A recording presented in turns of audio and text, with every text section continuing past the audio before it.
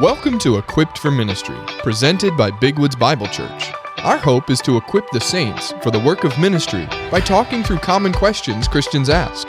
We hope you find this discussion to be helpful in the ministry God has called you to. But now, let's get equipped for ministry.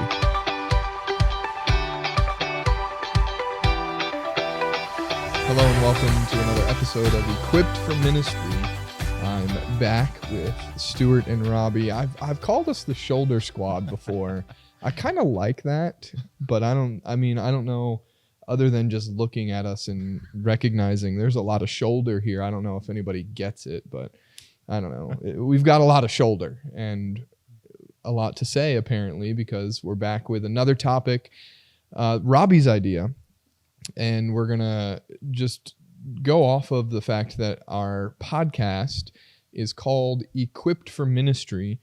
And we just want to run through some helpful resources that have helped us be equipped and whatnot, because we are on the precipice of summer. And chances are in the summer, you have a little bit more time, free time, maybe. I don't know. Your time is different. There's less responsibilities with other things. Maybe that's not the case at all. But what we are hoping to do is just run through some resources. We have some books to recommend for your summer reading list, but also just to be able to say, look, if you're going to spend your time intaking information this summer intentionally, these would be good for equipping you for ministry. And so that's what we're going to talk about. So then, anything else to say? Introductory matters? I don't think so. No. All right. You're going to be quiet now. All right. So I've broken it into 4 categories.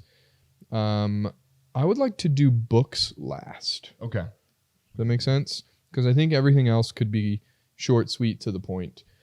So let's first talk about podcasts. Now, chances are, if you're listening to this podcast, you're into podcasts, right? Are you guys into podcasts? Yes. Okay. Stuart, that's a quick yes. Robbie? More so now that we've been doing them, yes. Okay, this was your entryway. That's good. I like to hear that. I love podcasts. I'll just say it. Yeah. I do. And I listen to probably more than is healthy, if I'm honest. And I am what they call a pod faster, which means I listen at least double speed. So I can listen to more podcasts that way. But I want to recommend and have these guys recommend some as well, just some podcasts that are helpful for the purpose of acquiring knowledge in a couple different categories. The first one that I'll recommend is called The Briefing, and it is a daily analysis of news and events from a Christian worldview. I've never heard of this. Really? No, I'm kidding. I was just actually listening to the briefing half an hour before we recorded this. Yeah. So, double thumbs up. Yeah, I was listening on the way in. I'm a day behind, and he was talking about Thursday. Today's Friday. But it's just good to know what's going on in the world. And he doesn't really he does evaluate, but he's not taking sides. He's just saying this is the news, and this is how we should think about it as Christians. Yeah. You've said he a couple times. Who exactly does it? It is Albert Mohler, the president of the Southern Baptist Theological Seminary, which is how I came to know about it, because that's where I'm a student. But The Briefing. Any other thoughts on The Briefing? With The Briefing, it really helps you to, I think, develop a Christian worldview. And when I mean worldview, like, how do you examine, how do you look at, how do you interpret the world around you? What are the lenses, the glasses that you see the world through? Yeah. And The Briefing helps you. I think it gives you a model. Mm-hmm. He's I think, quite wise in examining things. Yeah. A model of how to examine the world, especially the news and world events and things like that, in the world around us through a Christian worldview. That's right. Yeah. So this is actually one I've recommended to youth students too. Like, hey, just listen. It's 20 minutes. It's brief. He's very, very to the point. It's very well done. Yeah. Highly recommend The Briefing. Available anywhere you get podcasts. Yep. And apparently you can also tell Alexa to play the newest episode of the briefing. I think you can do it with Google too. But anyway, I know families who listen to it together, and it's just helpful. So another podcast. Anyone else have a recommendation? I've got a couple listed here, but you've got probably some of the top two I'd be picking actually. Okay, all right, so good. Was it next one's not 5 minutes in church history, is it? Well, that's one I've listened to as well. So yeah, so 5 minutes in church history is exactly what it sounds like. Stephen Nichols, he was a professor at Lancaster Bible College. He was when I was there. Yeah, and I heard him preach a couple times. Yeah, he's an historian. Oh yeah, yeah, and he's brilliant. Can be when he's preaching, he can be a little dry. No. Oh, okay. At least not in my experience. All right. Well, maybe I just caught him on an off day. But Steve Nichols takes 5 minutes and talks about something from the history of the church. And I find it very beneficial just to, remind myself this was going on at this point in this time in church history. And he just gives overviews of time periods, and it's really helpful. He's now a professor at Reformation Bible College in Florida, which was R.C. Sproul's Bible College. So I'd recommend that to you. Any thoughts on 5 minutes in church history? Great, short, fun. Your kids might even like it. Yeah, He approaches like he is very much a world-renowned historian in church history. Yeah. But he approaches church, like 5 minutes in church history, very to the point. It's very clear. It's something that if you're trying to approach this from an academic or a popular level, it's going to be interesting, and he's going to keep your attention. That's right. Do you want to go next? Because apparently we have some overlap. Oh, those are my top two. I've listened to Bible Talk only a few times, actually. Okay. So I have been known in the past 6 months to ask people, hey, do you listen to Bible Talk? Because I think everyone should listen to Bible Talk. And it's three guys. There's Jim Hamilton, Sam Amati, and Alex Duke, who are walking through the entire Bible. Mm-hmm. And so you've got two Old Testament professors, Jim Hamilton and Sam Amati. Actually, Sam is not a professor. He has a PhD in Old Testament, but he's pastoring now. And they are walking through the Old Testament and just explaining it. And it's amazing. And the episodes are sometimes a little longer, like 45 minutes. But they just explain things and make connections that are really helpful. It would be a great addition to your Bible reading. I know my wife is doing this now, like reading through Leviticus. You're like, what is going on? Leviticus 16. What even are goat demons? They have an episode about that. So you can listen to that Bible Talk, also available anywhere podcasts are. You can find anywhere you can find podcasts, you'll find Bible Talk, or you can just Google it, and it's great. Any other thoughts on Bible Talk? I've got another one listed here that may or may not be that well known. I think it's pretty recent, and I think it's probably going to be ending after what I think is the next episode that comes out. It's called In the Lord I Take Refuge, and it is, I believe it's Dane Ortland. It's one of the Ortlands, and it is a devotional through the book of Psalms. And it's really interesting. And he reads the book and then gives some devotional thoughts on it. I've really enjoyed it. It's nothing super deep. He's just considering, this is the Psalm. Let's read it and let's think about what it means for our lives. So I would recommend that one to you. And sounds like neither of you have ever heard of it. No, I have not. Yeah, it's pretty good. And he has a book that goes with it as well if you want to sit and read it instead of sit and listen to it. Yeah. But I would recommend that. Any other podcasts to talk about? I think we're good on podcasts. Good on podcasts. Yeah. If you think of something later, feel free to bring if you want to spend a lot of time on podcasts, 5 minutes in church history probably has 100 years of material at this point. He does a lot. So he does. You will have quite a bit of material to go through with just those. Yeah. Certainly. So the next category, just maybe even briefly, was music, because chances are you're going to be listening to music in the summer more than you would be, outside grilling, whatever it might be. Sorry, outside barbecuing, if that's the phrase we're going with. We've had conversation about whether the proper term is a grill or a barbecue. It's a grill. It's a grill. So then, anyway, if you're outside grilling and need some tunes to throw on, Sovereign Grace, one of my top listens. They have a new album called Unchanging God, songs from the Book of Psalms, Part 1. So there's a Part 2 coming. I don't know when, but it's coming.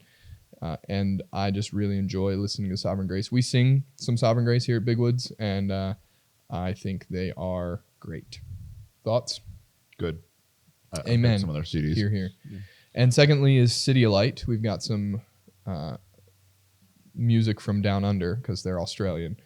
And they have also a very large library to listen to. I think all of their songs for both of these are available on YouTube if you just want to like search either Sovereign Grace or City of Light, which is one word.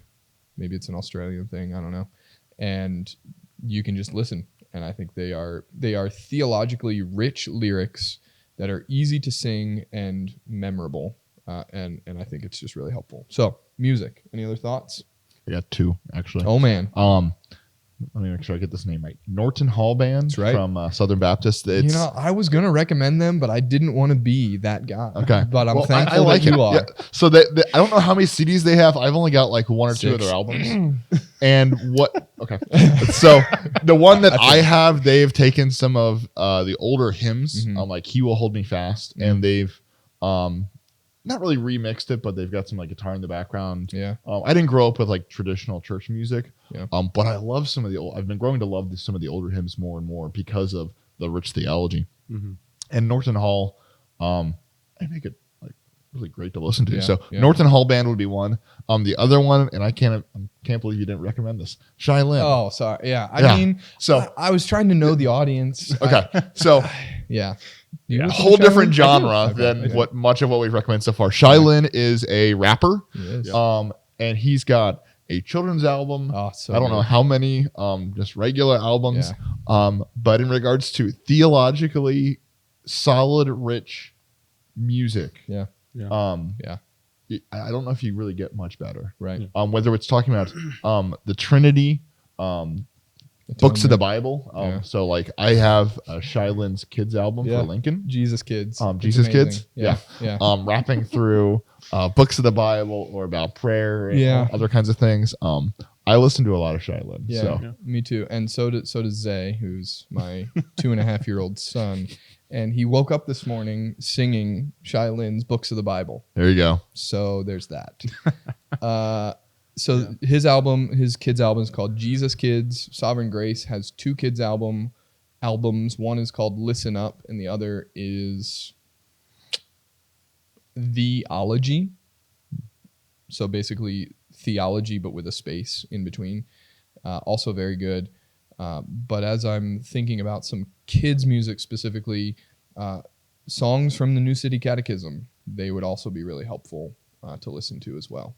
Not just for kids. Any thoughts on music, Rob? Yeah, I would agree with Stuart with Shai Linne. I tend to listen to things a little differently than y'all would, That's just all right. because of my demographic and the demographic I'm ministering to. Yeah. But yeah, I would agree with Shai Linne. Also, KB is another good, Yeah. very theologically sound. You might not necessarily get the theological concepts in the songs that Shai Linne would have, but in terms of actually praising the Lord, you'll get that a lot. Yeah. Skillet is another good one if you're into rock music. Also theologically sound, even if it is not necessarily super prevalent in their music. But yeah, they're another good one that I listen to a lot. So Skillet. yeah, not exactly necessarily like worship music. Sure. Like let's sit down and praise the Lord together. Yeah. I'm not going to throw on some Skillet, Yeah. but in terms of like listening while I'm cutting the grass, I'm not one to listen to hymns while I'm doing something active. You gotta listen to podcasts, man.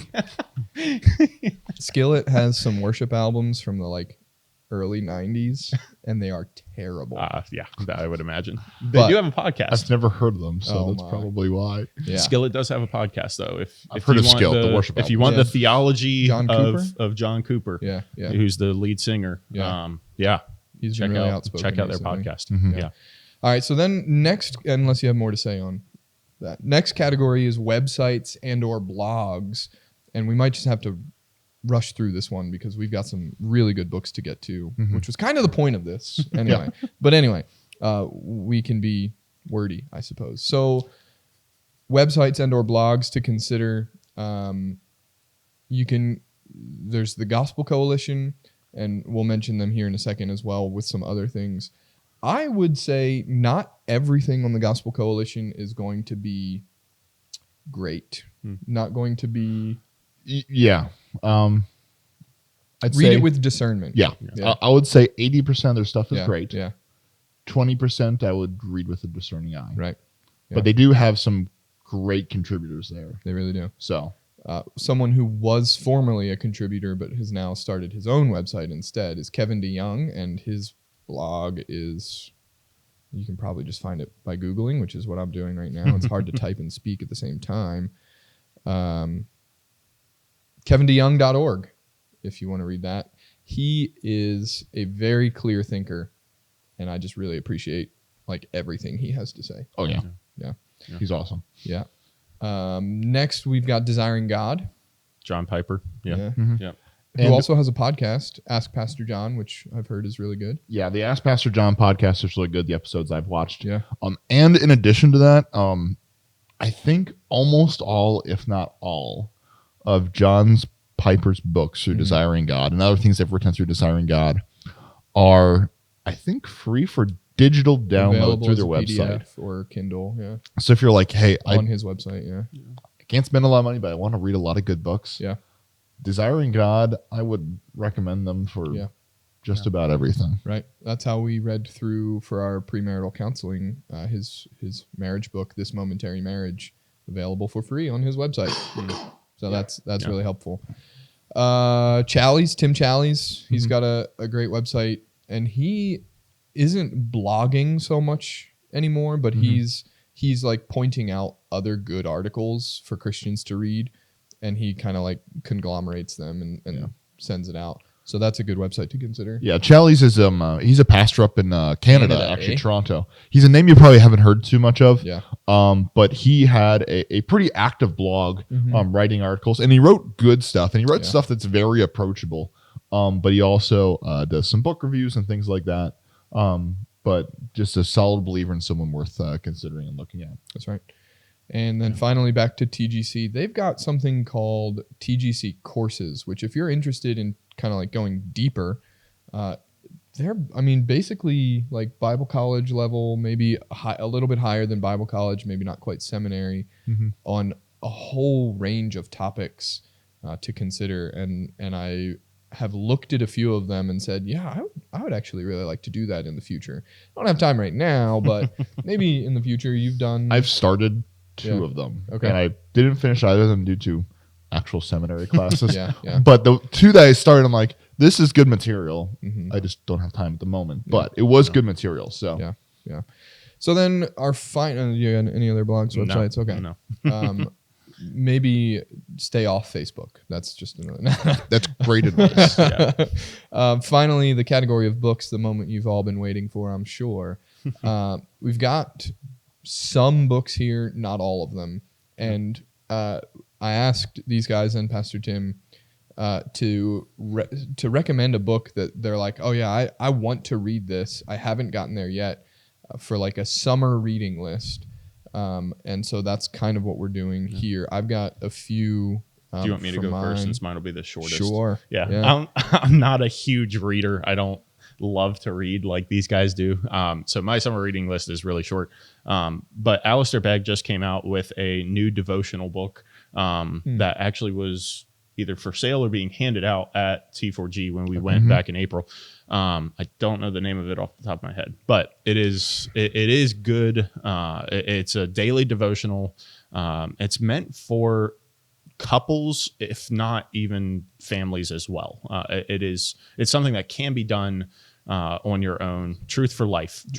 Yeah, it's called Truth for Life. So it's a 365 daily devotionals. But yeah, that would definitely be one that I want to get into, and it's something that I can read with my wife as well. Yeah, that's great. And then for softball, I'm also kind of leading that. And another devotional that we will be going through is called Dugout Devotionals. Yeah, perfect for softball. If you're not into baseball or softball, I wouldn't recommend it to you. But if you do enjoy sports and hearing from even professional athletes of their own personal devotional lives or stories that impacted them, that are professing Christ on and off the field, that would be another good one to check out. A lot of times we look at athletes and we're like, oh, they're either nominal Christians or they just want the publicity or anything like that. But quite a few of them actually really have very, very strong faith. So that would be another one. Cool. Again, it's kind of a niche, but very helpful as well. There is one more that you'll be reading this summer. There is. Yes. For the men's group with Bill. That's right. Spiritual disciplines for the Which Christian is on life. On my list. Yeah. Yes, that is another good one. Yeah. By Don Whitney, Spiritual Disciplines. Yep. Amazing. Yep. I mean, I would recommend that if you haven't read it, you read it. Yeah. And if you have read it, you read it again. Yeah. If I can take a bet, that is probably the most commonly used book for discipleship at Big Woods outside of the Bible.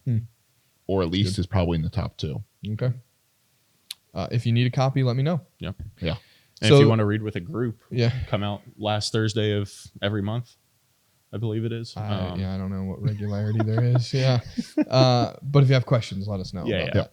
So then I've only gone once, so I can't speak to that. But anyway, some of the other books that I plan to read, and we can just go back and forth here. I'm going to read this book right here, if you can see that. It's called No Shortcut to Success, a Manifesto for Modern Missions by Matt Rhodes.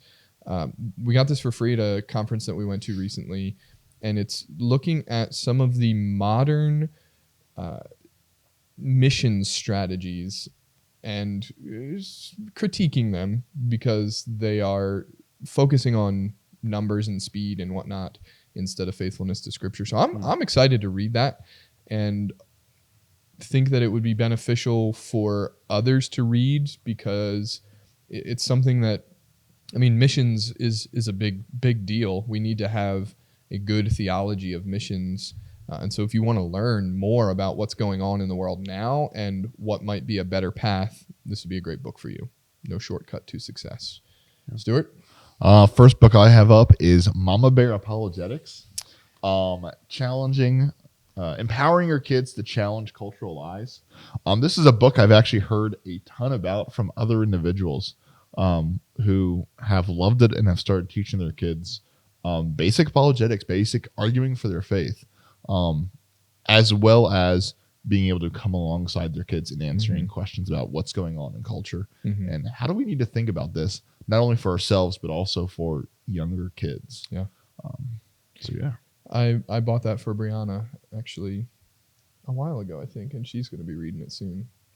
I've heard all the books I've brought, I've heard like tons of good from lots of people from them. So, yeah. Next one I've got here is by Ray Ortland. This was just in the mail. It came to the church, and I guess they're just trying to get it out there, which I'm fine with.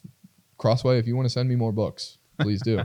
It's called The Death of Porn, Men of Integrity Building a World of Nobility, The Battle for Purity, specifically in the life of men. I know it's not just a male struggle, but this book is written specifically for men. I did start it a little while ago and found it helpful for what I did read, but just the idea of that purity matters, and as men we need to what does he say, build a world of nobility, and I think he sets a good course for how to go about that, makes a good case for why sexual purity matters and all of this. So Ray Ortland, The Death of Porn, if you're interested, you can let me know.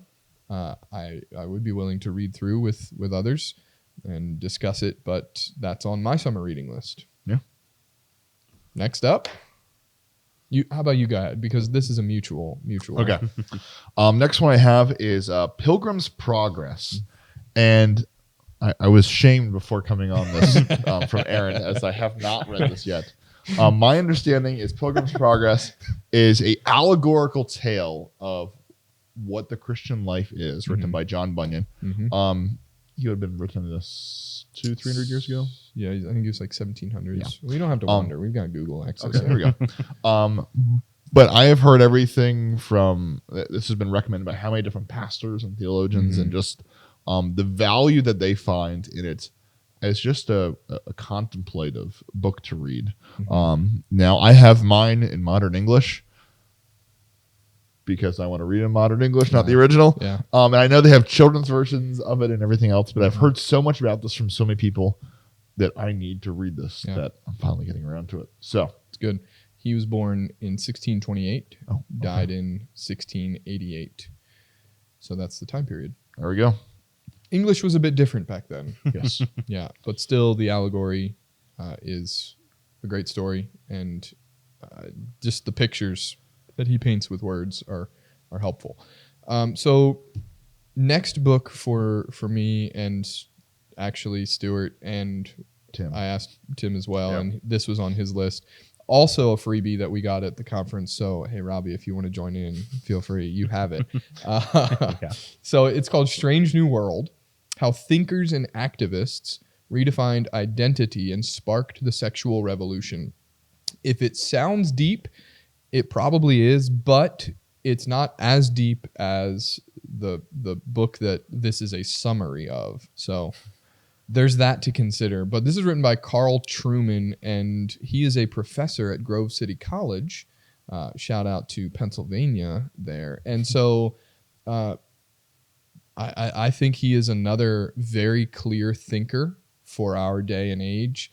And you've read the big book. I've read the full length version's like 4 or 5 times that length. Yeah. And he sort of breaks down, why are we in a culture that says I'm a woman trapped in a man's body?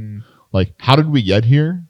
And what does that mean now? Yeah. So he sort of goes all the way back, and he breaks it down through philosophy and history and politicalization of a lot of this. And it is probably one of the most thorough, fascinating books. It is lengthy version. Thorough, fascinating books on culture that I have read in years. It was amazing. I mean, it was very long, I won't lie. So I'm actually really excited to read through the summarized version, and I'm planning on probably, if it's as good as I hope it is, I'm probably gonna be recommending it quite a bit. Okay. So what's the lengthier version called? Just in case they want a more in-depth overview. I don't remember. The Rise and Triumph of the Modern Self. Yeah. There you go. So if you want the lengthy version, you're welcome to borrow it. Yeah. I don't have it. I think I have an e-copy of it. Okay. But yeah. So anyway, would recommend that one as well to help understand what's going on in our world today. Again, through a biblical worldview. Yeah. Any other books? Any other things to discuss, recommend? I got one more on my stack. Timothy Keller's The Meaning of Marriage, Facing the Complexities, Commitment with the Wisdom of God. And you might be thinking, like, wait a minute, you're reading a marriage book. Is your marriage in trouble? No. But you read it before it is. Yeah. One of the things I try to intentionally do is regularly read. I mean, I've got plenty of reading between children and youth ministry and biblical study, but I try to read probably at least like 1 out of every 5 books for personal growth, and not necessarily as a pastor, but as a Christian. Yeah. So whether that is reading books, striving after being a father, books on the meaning of marriage, books on purity and more, whatever it may be. Reading books for my own growth, and this is one that I've heard is well thought of, and I mean, who couldn't think of a more valuable thing to invest in than our marriages? That's right. So that's one I'm looking forward to, and I know you mentioned going off of this book. Is anything else to add? We like books. A little bit. A little bit. So like at least some of us do. So most of the pastor's offices, if you walk in, most of our offices, you come in and there's like overflowing stacks of books and overflowing bookshelves. There is a lot of good books on there. And I don't know about your policy with your books. But mine is, if it's a good book and you're looking for something to read, everything I have is open to being lent out. out. Yep. So if you're like, hey, I really want to study up on this subject, or I'm looking for resources in this, or I just want a good book, pick something for me. Yeah. I would love to lend out books. I lend out books to students all the time. Yeah. I get most of them back, but that's okay. It happens. Yep. I get that. But I don't know if there's many things more than like, hey, what's something good for me to learn? Yeah. What's something good for me to study? Yeah. And if you're looking for something in particular and we don't have it, myself, Aaron, Tim, we would love, Robbie would love to help you find materials for those things. Yeah, and not only just for the sake of reading them, and I mean, obviously growth, I think, comes as you learn, but to be able then to come back to us and be like, oh, this is what I learned from this book, and to have a conversation about it, but then even more so to say to someone else, this book was really helpful. Do you maybe want to read through it? And just a simple discipleship technique. And that's one of the benefits that I find in books. So I've got nothing else to say. That's probably a good word to end on. And so we're thankful that you would take the time to listen to or even watch Equipped for Ministry. And hopefully you found these resources and this discussion beneficial to the ministry God has called you to. And we hope that it has helped you to be equipped for ministry. Thanks for listening.